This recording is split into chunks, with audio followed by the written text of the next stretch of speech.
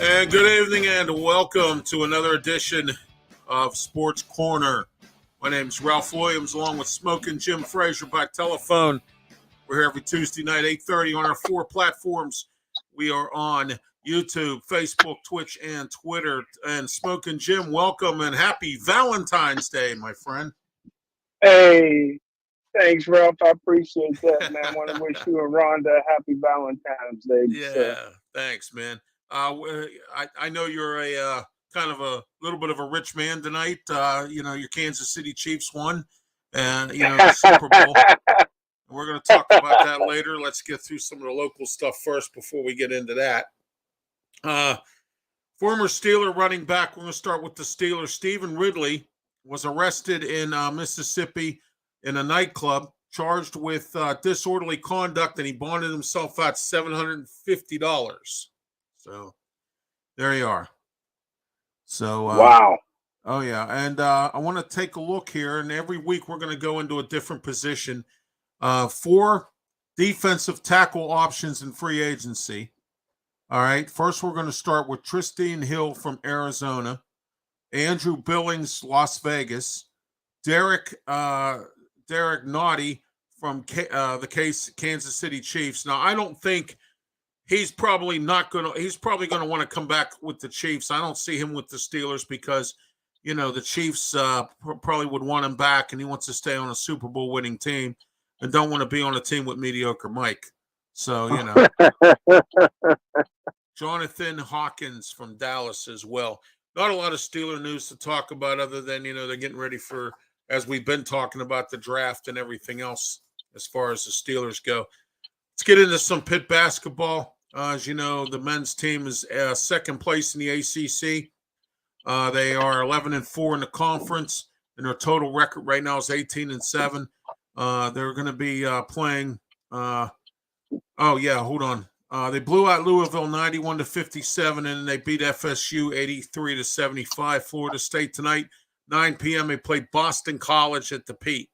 So when you're done watching our program, you can watch Pitt play basketball and continue to move on in the ACC. Boston College is really not that great of a team this year. Pitt should be 19-7 starting tonight. After tonight, also they got snubbed in the top 25. What are your thoughts on this, Smokin Jim? I'm proud of Pitt, man. They're playing real good basketball, man. They had a good upset. They had a good victory over the weekend. And now they get Boston College tonight at the Pete. It should be a slam dunk for them tonight as their quest for 20 wins gets closer. Oh, yeah, and they're also going to be in the NCAA. I'd like to see how far they're going to go in the ACC tournament. I think that will be the key, as I've said this many times, as to where the seeding will be in the NCAA tournament. They have to win the ACC tournament. All right, let's talk about the Pirates a little bit here. They signed catcher Kevin Plawecki. Now, Kevin Plawecki played for Boston and he played for Texas. Now, Plawecki here was a catcher for Rich Hill over the years. So bringing him in for the Pirates, that helps the Rich Hill situation as he was a catcher for Rich Hill. They also signed left-handed pitcher Caleb Smith, who they just recently got off of waivers. And also next Saturday, February 25th, the very first Grapefruit League game, they play Toronto Blue Jays. So baseball season is coming up here, Smokin Jim. Pitchers and catchers report tomorrow. What's your thoughts here with the Pirates and getting started with spring training?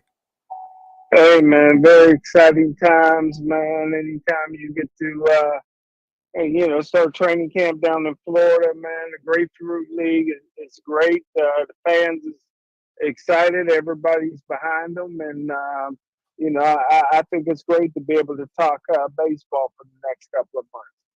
Monday, February 27th, Phillies. Tuesday, February the 28th, the Orioles. These are all home games in Bradenton. And as I mentioned, tomorrow, pitchers and catchers report. The equipment men left last week. They're already down there. Let's get into the Pens real quick here. 26, 17, and 9. They're holding on by the skin of the chinny chin for that second wild card spot in the Metropolitan Conference. They got blown out 6-0 by the LA Kings. And Friday, they play the Sharks tonight at game time 10 p.m. because of West Coast time. 7 p.m. in the West Coast. They play the Sharks.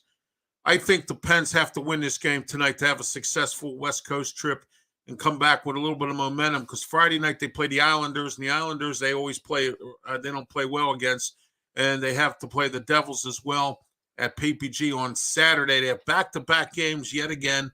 They had a lot of them this year. That was warned. The Pens were warned about that they were going to have these back-to-back games. It seems like every time they do this, Smokin, Jim, they seem to have a problem. Either bad practices or they're the one game they're sluggish, the other one they don't move. They have to be consistent. They have to keep up with the Joneses here. What do you think about this?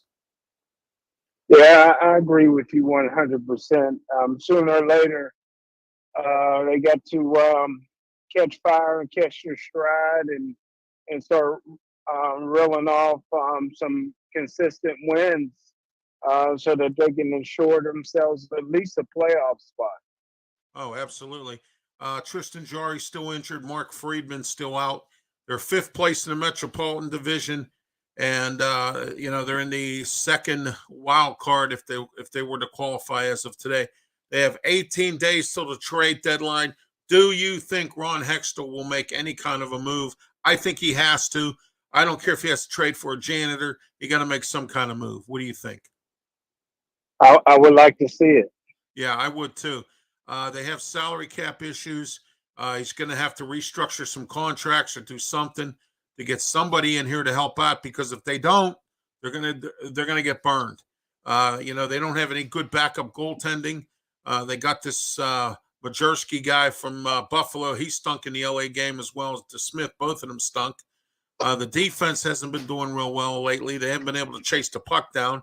And the Penguins, they're in a little bit of a limbo here. I've been calling, as you said before, I've been calling Mike Sullivan mediocre Mike too, because he's another one that hasn't really, so anyway, I had a comment tonight that I did put on the comment section. I don't know if Al read it off. I wasn't sure because I had to go on and off the broadcast on Pittsburgh Sportsline. I said mediocre Mike couldn't out coach a paper bag. That's how bad he is. Because you have to admit, and we'll talk about this later with the Super Bowl, Nick Sirianni got out coached. You have to admit that. Yes, he did. The better coaching staff was KC. But I have some news for you today. Nick Sirianni's in some big trouble.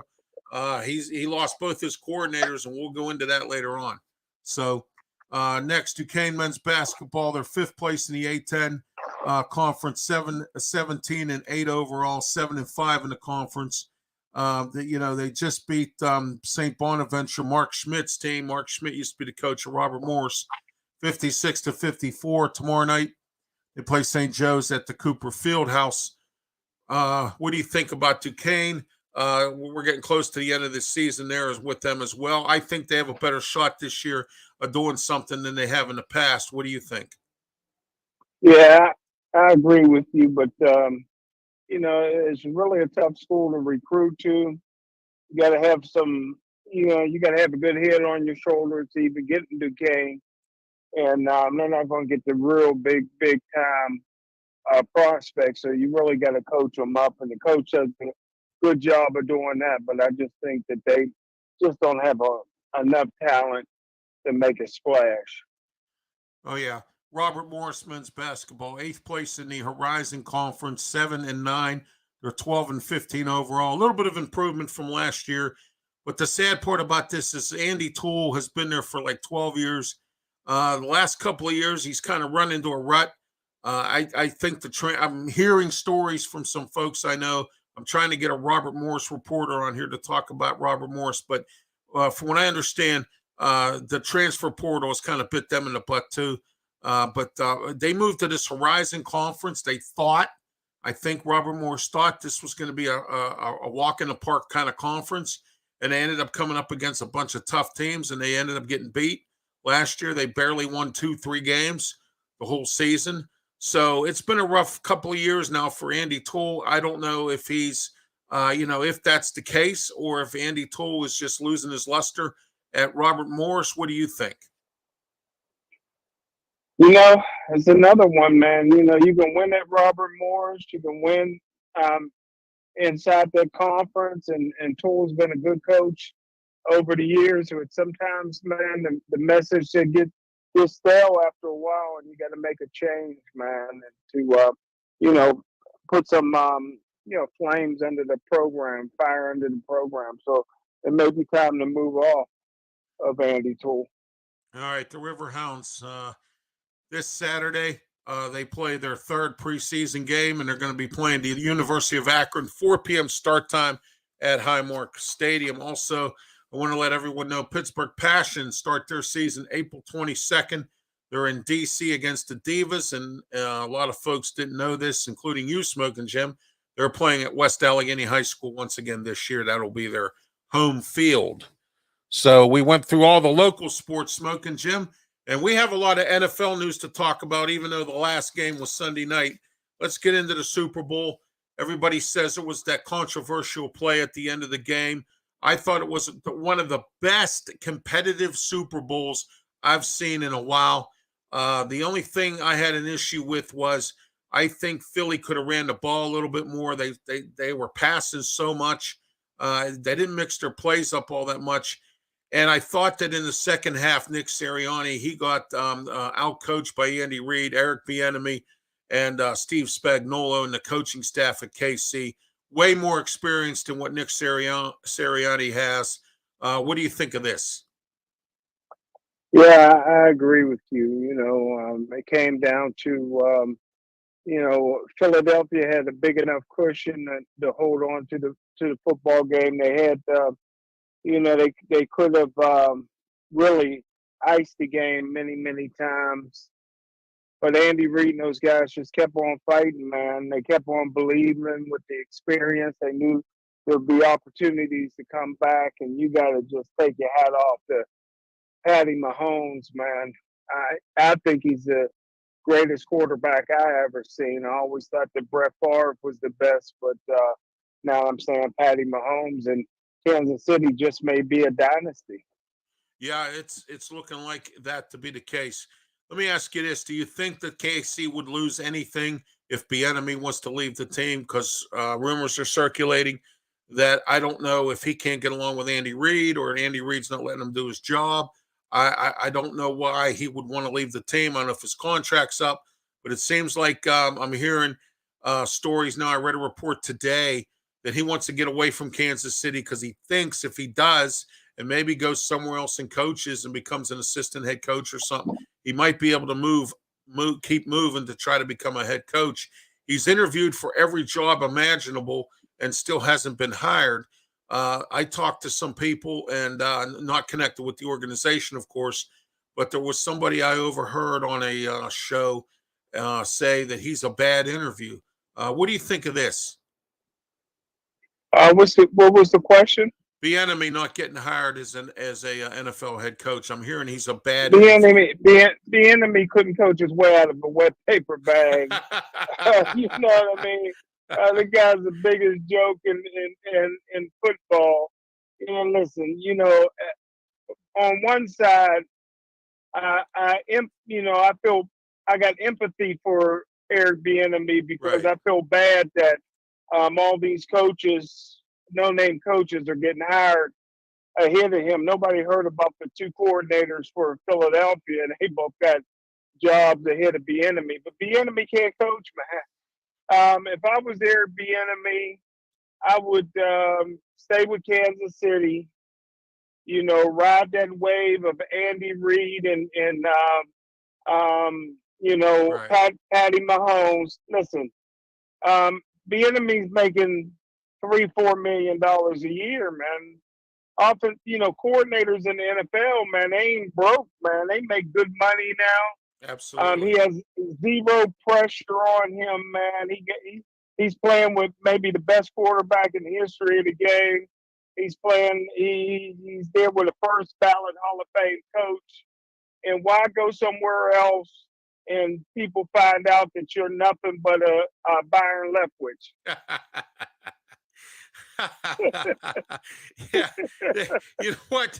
You actually put that the way, which was great because, as I said before, I was hearing reports that he basically, was a bad interview when they went to interview him for a head coaching position. And you know how that can be. If you don't interview good, you know what I mean?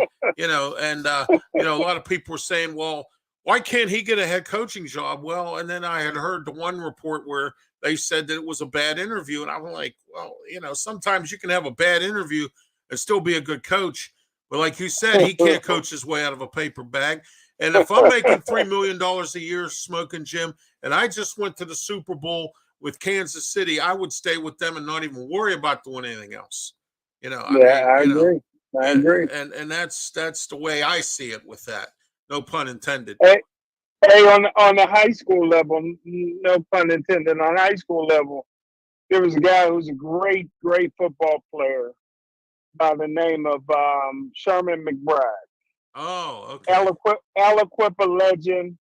Coached, he was offensive coordinator with Aliquippa for 30-something years. And when the one coach ended up getting fired that won all those championships, the white coach, instead of staying with Aliquippa, he went along with the white coach. I can't think of his name right now, but he won all those championships. Yeah, I remember who you're talking about. Yes, yeah. Yeah, they went to Baldwin or something like that together. Yes. And I was saying then, man, I said, man, Sherman McBride should stay with Aliquippa because Aliquippa's assistant coaches were all legendary players. Right. And they actually do the coaching. And he goes to Baldwin. I think they went 2 or 3 years without winning the game. And now he's the head coach at Ambridge the last 2 years. And they got like 1 victory. Oh, but, sometimes you just get exposed, man. Absolutely. We've saying where you're at, brother.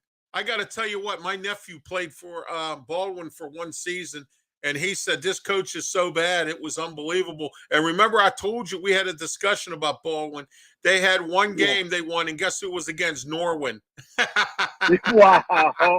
I think it was Sherpak or something like that for Aliquippa, whatever his name is. Yeah. He should have just stayed retired, man. He was a living legend. Yeah. He won all those games at Aliquippa, but really was the assistant coaches doing the work. I think he coaches at Keystone Oaks now. Bill Chirpak. Oh my goodness, Chirpak. Yeah, Bill Chirpak. No, not Chirpak. It was Chirpak is the Thomas Jefferson, but that's similar right. name. Yeah. But Hey, what do you think of while we're in high school? What do you think of Ball Pelko stepping down from Mount Lebanon? What do you think happened there? Man, that was a bad fit. Pelko. I mean, he won at Mount Lebanon. But man, it's just tough, man. It is. They call Mount Lebanon cake eaters out there. You got really some rich. You got all those rich parents, man, and wealthy kids, and it's just really hard because Pelko is a blue collar guy, man. He's a street kid. He coaches hard. Right. And West Allegheny kids, man. Yeah, he coached them kids hard, man. You can't coach cake eaters like that, man. The parents are full of lawsuit on you, man. Yeah, I think he just got probably the parents were complaining about how he was making their kid do too many push-ups or something. Yeah, man. Oh, you can't do that to my son. Oh, no. Yeah. But I was just curious about that. I think he'll resurface somewhere. I thought a good fit would have been Central Catholic because Central's coach stepped down, but they ended up hiring somebody else. And maybe Pelko just needs a year away from it. Who knows what his contract was like. A lot of those guys are school teachers somewhere else too, but he'll resurface somewhere else. Yeah. I think so. It would be foolish if someone didn't. Maybe Baldwin needs to hire him. Yeah. Baldwin or Norway. I feel bad for Baldwin. You know why? Dave Wannstedt went to school there, man. That's a shame. That's funny, man. That's funny. Oh, yeah. My nephew, he says this coach is so bad, it's unbelievable. I said, dude, he told me, I said, I was going to have him on to interview him once and say, what's going on there in Baldwin? And I heard he stepped down. Of course, the excuse nowadays is I have to step down for personal reasons. That's the Right, excuse when you're not a right, good coach right, because you don't want to get fired. right. look at the USFL. Uh, Jeff Fisher stepped down from Michigan, and he said, "I have to step down for personal reasons." It seems kind of strange, doesn't it, that Kirby Wilson did the same thing for the Maulers? So I'm just wondering. Yeah. I think somebody saw the writing on the wall and decided I'm going to just step down. Yeah. But anyway, we can get back to the Super Bowl here. Juju, of course, was the hero in the second half. It looks like he had a bunch of catches, didn't do nothing in the first half at all. They're saying that he's an improved player. Andy Reid kind of sat him down and said, "Stay off the media." And he even admitted he's been coached better here than he ever was with the Steelers. What do you think of Juju's future down the road here? Well, first of all, you got to quit wearing a dress to the doggone game half the time. Listen, hey, Juju, thanks to Andy Reid and Patty Mahomes and the leadership that they have in Kansas City, they kept him off TikTok and all. But I would move away from Juju. Juju didn't add anything to that team. I'm glad he made some catches in the fourth quarter. He helped win the game when the referee threw a flag late in the game on James Bradbury. But Juju only had a 1-year contract. I would move off of Juju. This is the wide receiver era. You can get wide receivers anywhere, college, Right. USFL, XFL, Arena Bowl. They all got good receivers, man. I would move away from Juju. He's just a time bomb away from just exploding and starting to do dumb things again. He already said before the week leading up to the Super Bowl that the best cheesesteaks aren't in Philadelphia. Keep your mouth shut, Juju. I mean, Oh man, that's a shame. yeah, he just can't help himself. I would move away from Juju. I was happy for him that he won the Super Bowl. He's a Super Bowl champion. Now it's time to move off Yeah. of Juju. Yeah, I believe that to be the situation as well. Eric is commenting here, says LOL. Thank you for commenting, Eric. I appreciate it. Thank you as always for watching the program as well.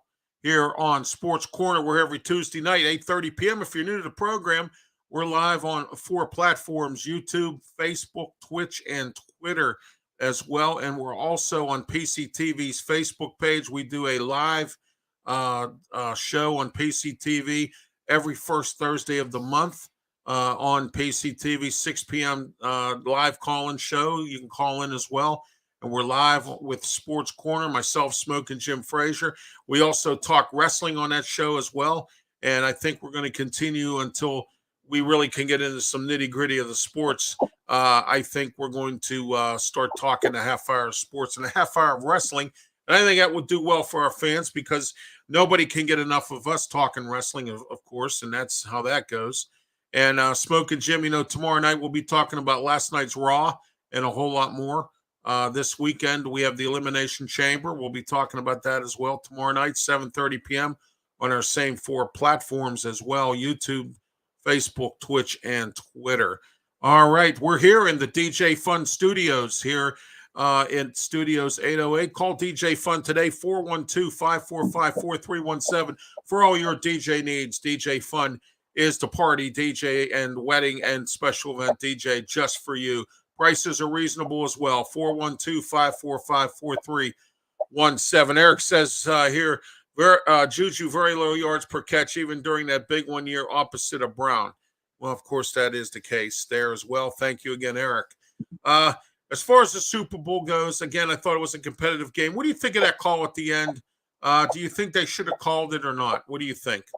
They had to call it. Okay. Yeah. I got you. Well, I heard some reports out there that the NFL officials were told by Roger Goodell not to call anything to make it fun. You think that's true, or do you think that's just some kind of erroneous report? I don't think there's ever been an official that ever officiated a game in the history of football that listed to Roger Goodell. You know what I mean? Hey, yeah, he ain't their boss. He's the commissioner That's over the it, man. players and the Yeah. owners. He's the guy that the owners hired. You know, the officials. Hey, you know what I mean? They don't listen. They don't listen to Roger Goodell. I don't think he would say anything like that So to them. it was a erroneous report. So Yeah, I mean, he may have said it in some small circles. right. You know, maybe he was being interviewed somewhere, but there's no way he talks to the officials. They don't listen to him. There was a joke going around that he called down and told him that I have some bets in with FanDuel and down in Vegas, and I want the bookies and everybody to make money. So don't make any penalty calls. Yeah, he said.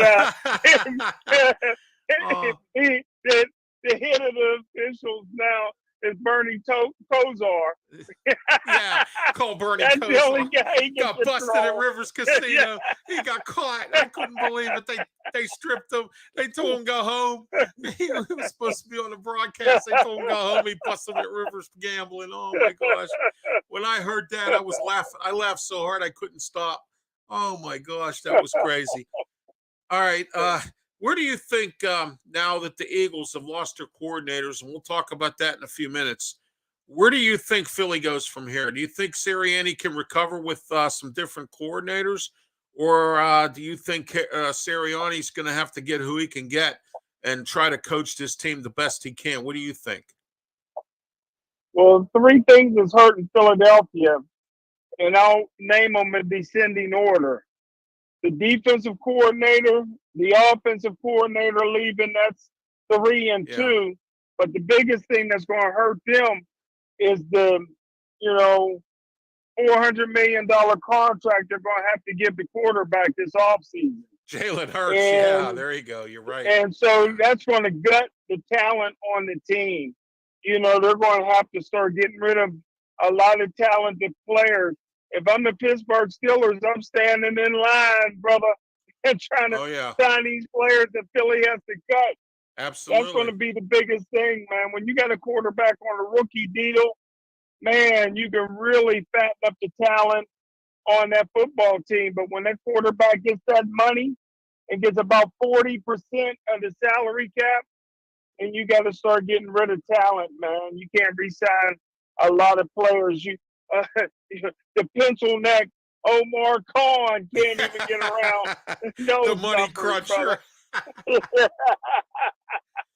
The money cruncher. Hey, you know what though? You know what though? Andy Weidel, our assistant GM, he worked with the Eagles. He was their assistant GM there, and I don't know what the Steelers paid him to come here, but let me tell you something. He knows every one of those players because he drafted and helped sign them.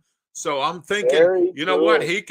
We can line Very our. good, bro. It could be Pittsburgh, Philly, man. That's what it could be. And very, You know. very good. Very good, Ralph. That's great insight. You're so Yep. right. You're right, Yep. brother. We could end up being the Western Philly or something, like Arizona was Yeah. the West Coast Steelers. Remember when they were signing all the old Steeler players down there and coaching and all that? Yeah, it was called Pittsburgh West. It was called Pittsburgh West. It'll be Philly West. That's what it'll be next. Philly West. Oh man.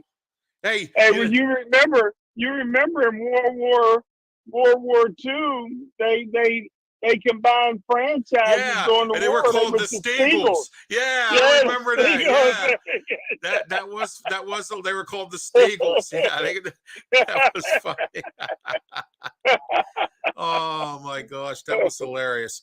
I would love to see Javon Hargrove come back because I tell you what, man, he's a better player now since he went to Philly. And I mean, Oh and my goodness! it's crazy. You put him at one end, defensive end, and you Yep, put Hayward at the other defensive end, brother. yep, And I tell you what, man, we got something there. and try to sign Okunjobi and try to go out Yeah, and try to go out and draft a nose tackle if there's any out there. And you know me, I'll be yeah. looking for it. We need a nose tackle. We need Well, somebody. it's the easiest position in all of football to draft.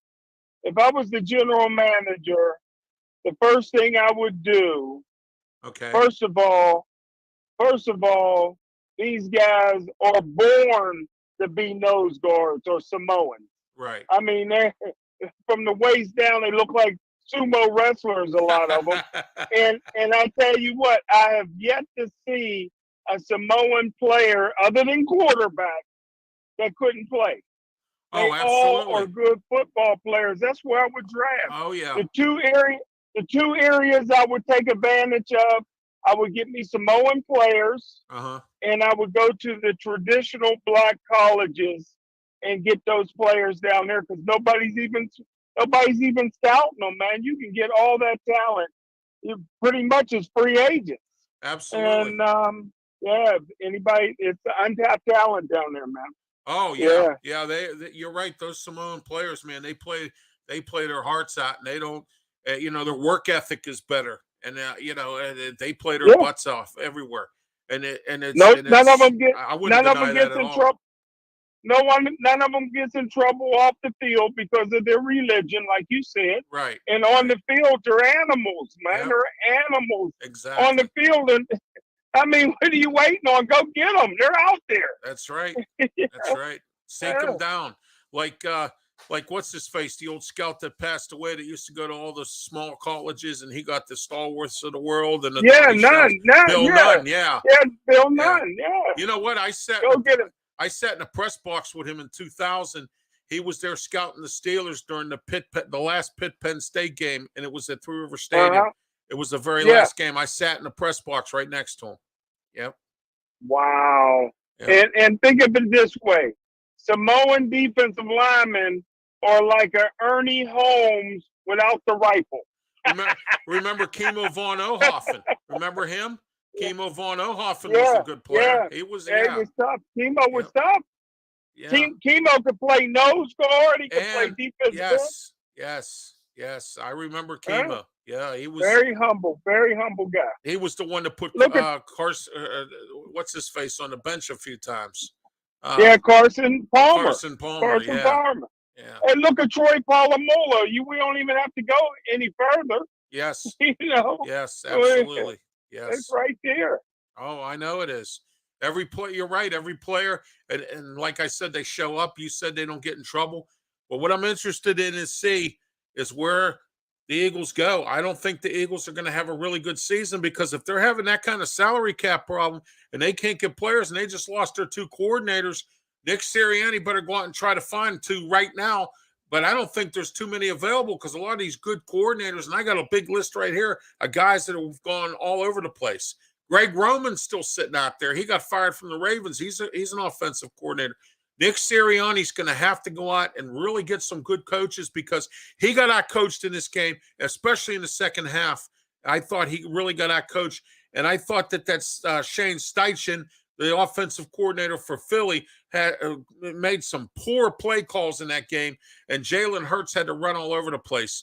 And Yeah, and I thought that they should have ran the football a little bit more with the running back, and they I didn't. agree. And it was too much Jalen Hurts.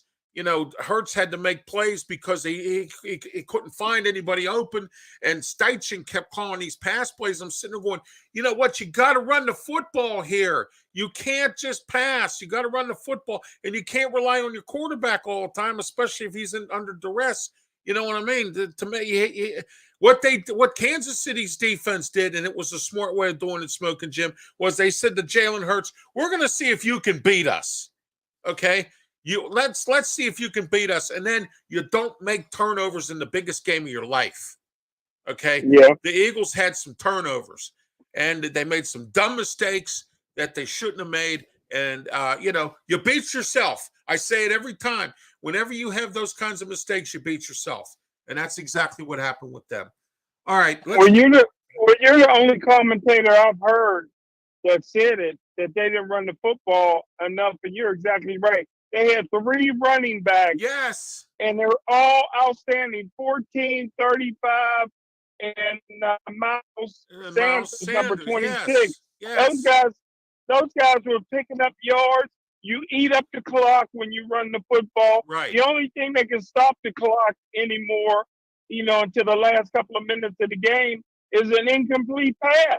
And when you pass the ball, incompletion stop the clock and allow the other team to get back in the game. Exactly. And then here's something else you got to look at too, Smoking Jim. These two coordinators that left Philly, if they have this kind of a Super Bowl, I can just imagine what kind of a head coach they're going to be. Do you understand what I'm saying? You're talking Yeah, about the biggest game of your life, the biggest game. yeah. Okay, and you screwed up, and you made a lot of mistakes. You did some bad calls. You did a bunch of stuff that you probably shouldn't have done. And your coordinators, they're going to be head coaches now. And the question is, can they do it? That's going to be the biggest question, because when you mess up in the Super Bowl against Andy Reid, what's it going to be like when you're in charge? You think about that Right. once. Good point. Good point. And when I saw that, and then today when I saw who got hired, and it was both of the coordinators from Philly, I said, "Oh my gosh, these teams are in trouble." Because if you blow the Super Bowl, the biggest, like I said, the biggest game of your life, and then I want to know what you're going to be like as a head coach. That's what I want to know. Mm. Okay, and I mean, Philly came up short. They did it to themselves. And if the enemy stays with Kansas City, I think Andy Reid and the Chiefs could do a few more. I really believe that. I think they're that good of a football team. And if they manage some things right and get some draft picks and do what they normally do, I think they're going to be okay. And I think Andy Reid has, even though he's come up short a few times as a coach, he's now shown that he can win the big game. And it's great to see Andy Reid do that and grow all these years. So all right, let's get into some other NFL news here. I got a whole bunch of it. Jim Caldwell today got hired by Carolina. He's going to work as the assistant coach and help the offensive coordinator. And then also they hired Deuce Staley today too. I'm sorry, Carolina. Frank Reich hiring some name coaches here. It looks like, Smoking Jim. What do you think of this? Now, is Caldwell the assistant head coach or just the assistant coach? No, he's going to be the assistant head coach, and he's going to work. Okay, good. He's going to be the chief offensive assistant. Well, that's smart move by Frank Wright. Yeah, it Very is. smart move. Yeah, Caldwell's a good coach, a great offensive mind, good at working with a quarterback. Deuce Staley, he was coaching under Dan Campbell up there in Detroit. It was. I remember when we first got Deuce Staley with the Steelers. Philly people. I had a bunch of them got in my cab when the Steelers were playing Philly. You know how every year they used to play them in the preseason, and they said, "Oh, we heard the Steelers signed Deuce Staley. Well, you can have him. He's a bum." I was like, "You can have him. He's a bum." I said, "Well, you know what? Deuce Staley might be a bum, but Deuce Staley got a Super Bowl ring." And there you go.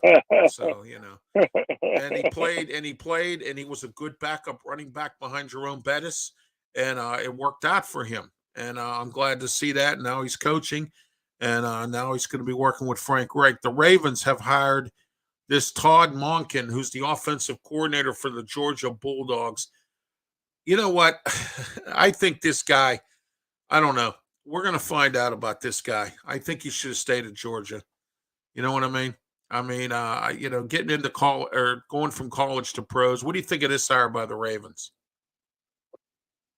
Oof, you know, like we always say, some guys are just a better fit for college. Some guys are a better fit for the NFL, and a lot of times they regret when they cross paths like that. I would say I think that Georgia has a program right now that's hot, even hotter than Alabama. Right. I don't think that I would have left that program. Especially if I had some bars on my sleeves like this guy had. I'm not leaving. Adrian Clem, remember him? Yeah, He's back with New England. Okay. He's going to be their offensive line coach. He's back with New England now. I'm hearing Bill O'Brien's back with New England, so that's good for Bill Belichick. But here's what I'm finding out: Matt Patricia doesn't have a job right now. He's in the organization, but he doesn't have a job. He doesn't have a position. So we're going to see what happens with Matt Patricia and Joe Wow. Judge, because remember they were taking turns. They were flipping the coin as to what play they were going to call. Because they were co-offensive coordinators. All right, here's the two big newses of the day. The Arizona Cardinals have hired Jonathan Gannon, former defensive coordinator for the Eagles, as their head coach. Where do you think Arizona goes there? He better hire a good offensive coordinator and a quarterback's coach. They hired a head coach, you said? Yeah, they hired Jonathan Gannon, the defensive coordinator for Philly. They hired him as their head coach down there. All the guys they interviewed. I didn't know that. I didn't know that. All the guys they interviewed, and they even gave second interviews, and they hired this guy. Well, they could turn into the Houston Texans, one and done. They could be the one and done franchise of the West. They might be now because their GM stepped down. They had to get a new GM in there. But I know why he stepped down. He knew he was going to get fired after that Cliff Kingsbury hire and the Steve Wilkes hire, and letting Bruce Arians walk away. Wow. Indianapolis has hired Shane Steichen, the offensive coordinator for Philly. What do you think of this hire? Wow. Who hired him? Indianapolis hired Shane Indianapolis. Steichen. No, you know me. I'd have stuck with my man Saturday. but I would have hired an experienced head coach with a lot of NFL head coaching experience, because it's going to take a lot to turn Indianapolis around. And to hire a first-time head coach that just came off a Super Bowl flop, I don't think that's the right way to go at Indianapolis. They need experience as a head coach to install confidence in the rest of that team and to get some players in there. And I think he's in over his head. Yeah, sure. So do I. Yeah, and that's what I said. I don't see these two guys doing anything as far as head coaching jobs. They may be one and done, like you said. I think both of them are. You're right. They're way over their head. They couldn't win the Super Bowl. So if they can't help you to win the Super Bowl, what makes you think they can be a head coach? That's going to plague them for a while. Chargers have hired. Now this is going back a number of years. Okay. Who's the black guy in the morning on the fan that played in the NFL? Dickerson? Yeah, Doran Dickerson. Is that Doran Dickerson? Well, he had an uncle that was an assistant coach at Penn State that was, man, a lot of major college schools was coming after him, man. And he ended up instead of waiting for the very right job, he takes the head coaching job at Temple. And in 3 years, he got fired and never got another job again. I remember, at least as a head coach. Yeah. Yep. So you got to, man. If you're being sought after, wait for the right opportunity. Don't jump at the first one that comes knocking at your door. Absolutely. I remember him because he went up against Johnny Majors at Pitt, when Johnny Majors made his second return, and they ended up beating Temple 53-52, and he never won more than 2 games. Yeah. I remember the Dickerson. Yeah, you got a good memory. Yeah, I remember. So 53-52. Remember, Johnny comes marching home. Remember that one? Yeah. Yes, sir. He really marched home all right. He marched Pitt right down the toilet. That's exactly what he did. 72-0 lost to Ohio State. And then I was at that game. and then on top of that, they win the Washington State game. And Johnny Majors is saying, we have a good enough team. We beat Washington State. We're going to go to a bowl game this year, man. We're going to be great. Yeah, right. Okay. Uh, I don't want to talk about that. That's what Pitt's still kind of hasn't dug their way out of the hole. I told you it's a Jackie Sherrill curse. You know what I mean? You know, Yes, so sir.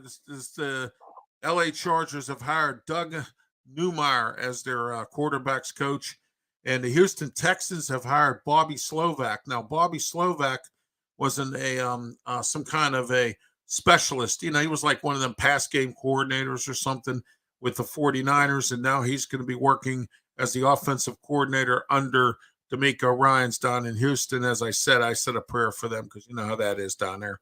So, I'm sorry, he was quality control coach. So, you know, I guess it was the quality of control of the Gatorade going out there. I don't know. You know what I mean? Yeah. Now, here's a real joke here. Okay. Denver Broncos head coach Sean Payton has reached out to Rob Gronkowski to work as an assistant coach on his team. You think Oh my! I don't think Gronk takes that job. What do you think? I think it's a public ploy. He know good well. Gronkowski, the hours don't fit into his schedule, brother. I know. Gronk may give you an hour a day, but you know what he might about it. you know what he might have to do, Smoking Jim. He might have to give up his Subway commercials. You know what I mean? Yeah. You know, I Oh. said something to my wife. They're talking this year. I read a bunch of reports that Subway's struggling right now. The reason why they're struggling is because they keep hiring all these famous people, and you got to pay them all kinds of money to promote your subs. You know, and now they're talking about cutting sliced meat and all that stuff up. Can you imagine trying to get somebody to do that extra and not pay them? You know, I was in the restaurant business. What you have to do is you got to hire somebody to prep that stuff. If you think an employee that works there that makes hoagies is going to prep that stuff, you got something coming.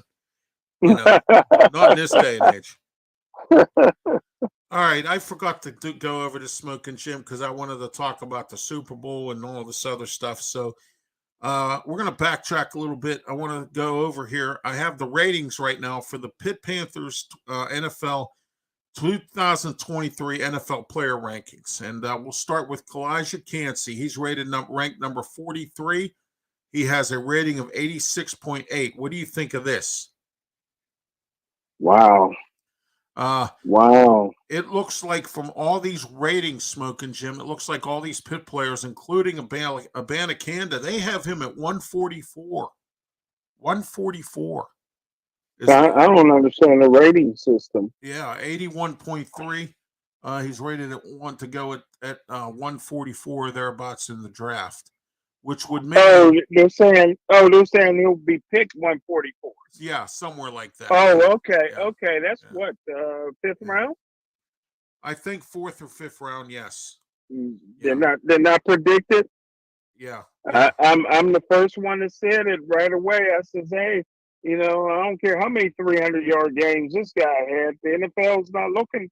They're not looking at him. He's a year away. He should have stayed there and got another year closer to that degree. Exactly. Or got his degree and then come out, man. He's still raw. Yeah, because he probably would have been a number 1 draft pick if he would have came out and played one more year, like you said, and then really make some money. Now he's going to go in the 3rd or 4th round, or even 5th. Well, you know what I mean? Say he goes in the 4th round. Just say right. Okay. He would have made more money in the NIL. Yes. With the NIL deal than he's going to make doing his whole rookie contract. He could have really made some money. He broke Tony Dorsett's record. You can make money now. You don't have to run to the NFL. There's NIL deals all over the place, brother. Oh, yes. 171, Savassier Dennis, the linebacker. Now, remember, he got hurt. He was supposed to play in the Senior Bowl, and he did not. So we're going to find out what happens to him. He lost some time with that. He was rated at 80.5. Okay. Next. And that's another one I said was going to drop. Yes, exactly. You did say that. Yeah. And everybody was making this big issue about how he's going to be in the 2nd round, maybe a 3rd round, or maybe, you know what I'm saying? That kind of thing, Okay, next. Habakkuk Baldonado, defensive lineman, 80.0. They have him rated to go approximately 179 in the draft. Wow. Okay. Wow. Let's see. Carter Warren. The Steelers are looking at him in a late round. 2 triple deuces. Maybe you can play that in the lottery. Triple deuces. Okay. Carter Warren, the offensive tackle for Pitt. Rumors are flying that the Steelers are looking at him in the late round as an offensive tackle.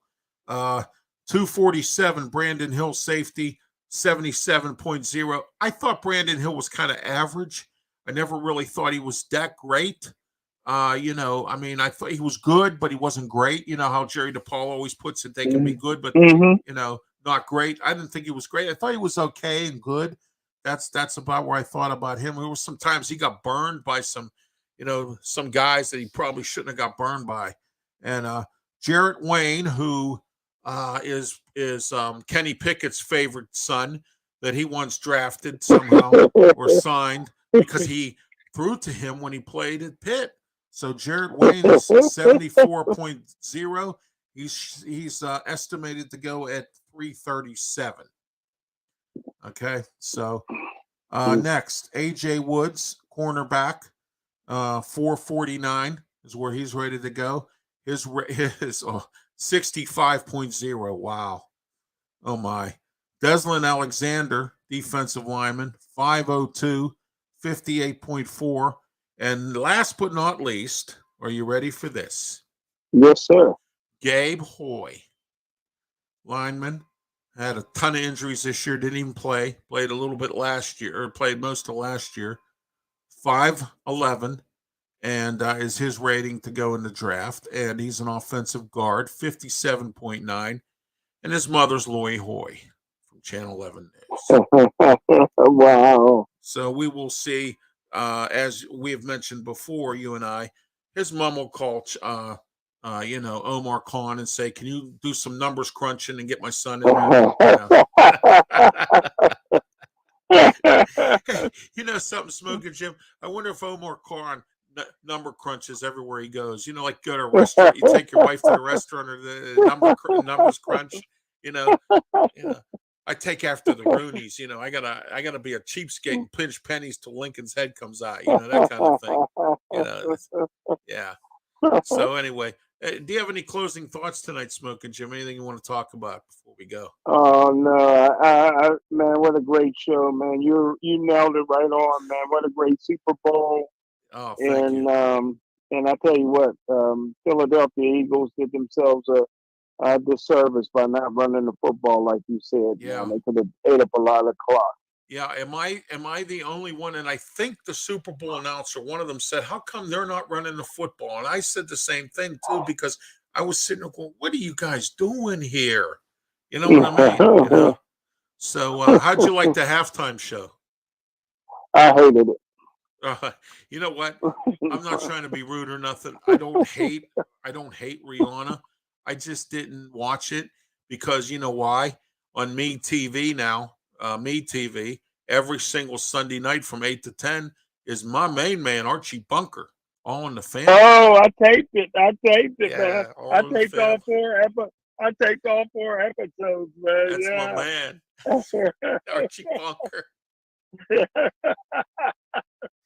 Oh, I can never get enough Archie Bunker, man. That's never, funny. man. That My is so all-time funny. favorite show. My all-time favorite show. Him, Sanford and Son, and George Jefferson. Oh yeah, man, that's 3 classics right there, brother. Oh, Sanford and Son.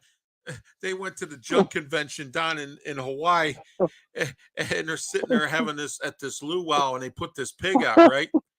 And Fred says to Lamont, he says, "You know something, you big dummy, you left out some important details here about our trip." And Lamont goes, "What are you talking about, Pop? I gave you all the details you needed." He said, "No, you didn't. You didn't tell us Esther was here."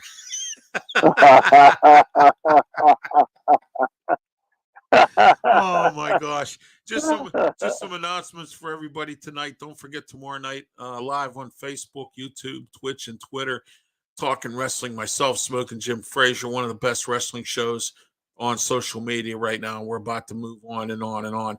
Don't forget Thursday as well, 7:30, Smokin' Jim. Once again, we're on for another hour this Thursday, 7:30 p.m. Blog Talk Radio. Myself, Smokin' Jim, Mark Mancini.